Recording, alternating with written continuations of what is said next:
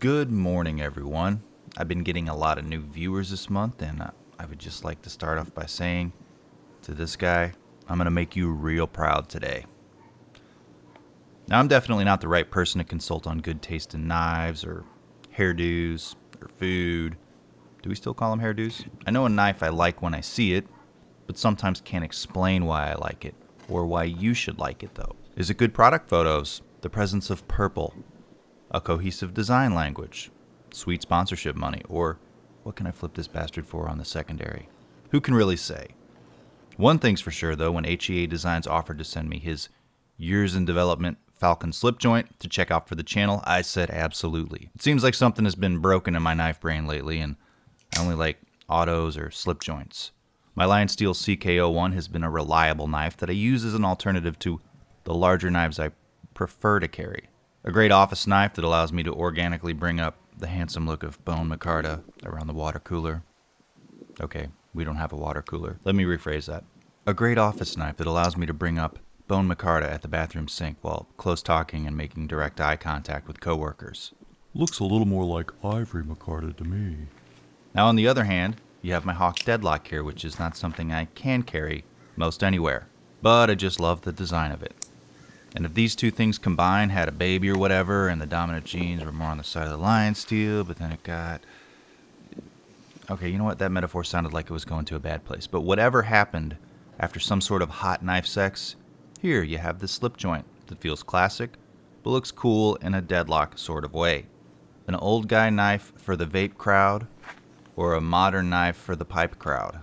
Tobacco pipe crowd, not crack pipe. But before we go any further, let's take a look at the dimensions, like the overall length and weight. I'm adding a small clip slip here because my knife hates spending time with the butterscotch in the bottom of my pocket. Blade size and cutting edge. What's your favorite hard candy? Werther's, Starlight Mints. Have I pulled this one before? Handle size, grip area. Now, to be honest, I haven't observed an old guy for an extended period of time in a while. My grandpa's been, gone for years now. Spine thickness and handle thickness. Do they still like candy and going to bed at 5 p.m.? Tallnesses. Now, HEADesigns, I guess, puts out about one model a year, a pace this channel is totally comfortable with and understands. While the Wingman and Flame really aren't my thing, I do like the Poison and the Antidote and the Equilibrium and the Hunter, and of course the Falcon here. The Falcon seen here comes in 50 pieces in each of 4 trims for a total run of 200. You could say I'm kind of good at math. I talked to Sam and he said he's open to a version 2 or something if this one does well. So far he's only, done that with the Equilibrium run. This is the blue bolsters in carbon fiber, so let's start with the blade. It has S35VN blade steel with a hollow grind and a sheep's foot style pattern. Personally, I don't own a lot of sheep's foot and Wharncliffe blade styles, but they're good for sensitive cuts close to something. Say you want to cut it like a wristband after a night at the bar, when we still had bars. But I guess puking on someone now could transmit a disease. And if you can't puke on a stranger or loved one, what are they going to take away from us next? Now, I like a little bit of belly on a knife because, reminds me of me for cutting on a flat surface like, food prep. One person thought cutting tomatoes and apples didn't count as food prep. However, this knife also works well against general paper and cardboard-based foes. The action. The action is often described by seasoned gentlemen on the internet forums as the walk and the talk. The walk is how the blade gets to open or closed position, and the smoothness as such. And the talk is a snap in the opening and closing position. Sorry, even if you think this is an embarrassing anthropomorphic way to describe a darn pocket knife, you'll be forced to use it if you want to become part of the slipjoint secret society. That of course meets openly on places like Blade Forums or Super USA Patriot Slipjoint Army on Facebook. It's weird though, a lot of political memes on that last one with odd grammar. Just a word of advice though, make sure you bring your GEC as you might get some terse responses from the brimmed hats if you post your fancy boy knife. Oh, where's that made? Internationally. Hey, I really liked your wool trousers and the what I'm wearing today thread. Now, the walk and the talk is very subjective. I can tell you objectively, though, that the spring is strong, stronger than the Madison Barlow here, and this Lionsteel, seen here. but it does have a milled section that allows you to pinch and pull instead of rip your fingernails.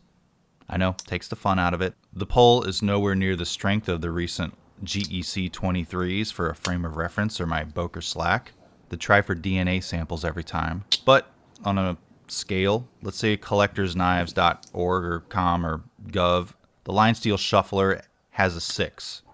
Now I'd say the Falcon is probably a 7 or a 7.3. So yeah, strong and satisfying, like your black coffee in the morning as you glance at your pocket watch before tucking it away in your vest. You've got about 3 hours to think about knives and tradition right now. And if everyone's going to laugh at you for buying one of these titanium and the carbon fiber boutique knives on the Fedora Lounge, the handle is smooth and comfortable. It's a little small. It kind of disappears in my closed fist. I've become accustomed to the similar size of the Shuffler, so I don't mind it. Small knives have their place apparently, and not just in tiny little hands, but regular-sized hands like mine too. The hand is constructed out of 2 pieces of titanium liner bolsters. The bolster liner is one part, and covered in carbon fiber scales. Now, slip joint guys refer to those as covers instead of scales. Scales are for fishes, you stupid millennial. The titanium has a bluish purple sheen that makes it close enough to purple knife for me. I've now dropped it enough times to harm any sort of value it held, thanks to my sweaty fingers and dexterity that can only be described as jello-y. The pocket clip. There ain't one, Mr. TikTok, because they ruin the ergonomics of a perfectly good knife. Sorry, I'm putting myself in the mind of a slip joint collector.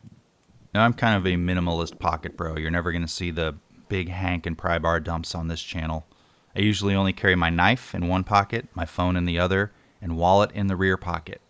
However, because I like to bring disgrace on my family, I like my knife at the top of my pocket and not hanging out down next to my testicles. Hear me out, but what if knives had clips? So, I have this clip slip here because disease has ruined everything. They're expensive to ship from Germany where they're made, but in about 2 weeks' time, Tuya Knives here in the USA will be carrying them. Links in the description. Or just throw it in the bottom of your pocket, I don't care.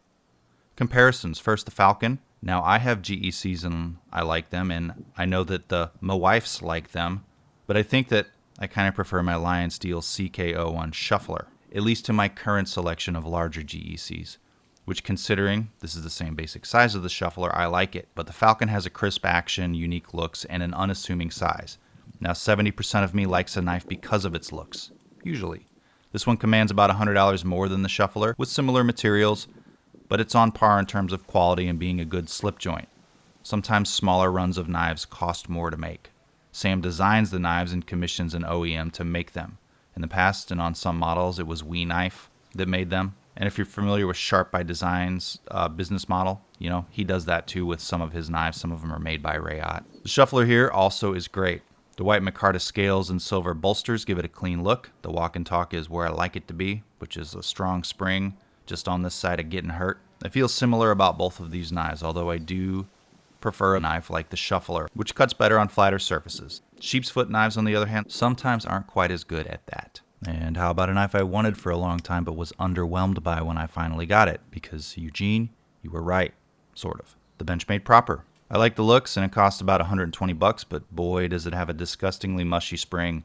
It often sits where you leave it, and has no tension when fully opened. I think it's popular mainly for its looks, and everyone just settles for it when you have it. I don't hate it personally, but a weak spring on a slip joint kind of ruins it. And I've talked to enough people with them to know mine is just a little bit worse than most, but not far off. All right, one more. The Northwoods Madison Barlow in Appaloosa Bone. Now, Eugene sold this one to me, and it's a great knife. A little lighter on the back spring, maybe a 6 on the collector knives scale, but still solid. Northwoods is the brand, which is owned by Knives Ship Free, and GEC makes these. Great Eastern Cutlery makes good knives, and you'll see more of them on the channel in the future. I have bought a few of them that I'm going to review. Wrapping it up. I still have my Poison. I like the design and its unique looks. I love the Hunter too, but I gave it to Ada over at Cedric and Ada because she was always hooking me up with good stuff. And the Falcon here, though, is pretty great. It's a multi-purpose blade, not an extreme slicer, but, you know, well enough when you need it to be. It doesn't lock, but if you're mindful about how you use your knives, this doesn't matter. Most knives before the 80s and early 90s didn't have locks anyway. Listen, if an asshole like me can use a small slip joint that doesn't lock for things that knives are generally supposed to be used for, I'm pretty sure you can too. Anyway, head on over to HEADesigns to look at the models, links in the description. Buy a t-shirt from me, or a sticker, or a mug. They're real fun. Say hi to the patrons, everyone. They make it possible and are real fun too. Thanks to HEADesigns for donating this knife to the channel. Now subscribe, like, click the bell if you want to be alerted when I pop out a video. Leave a comment. Follow me on Instagram. Thanks for watching.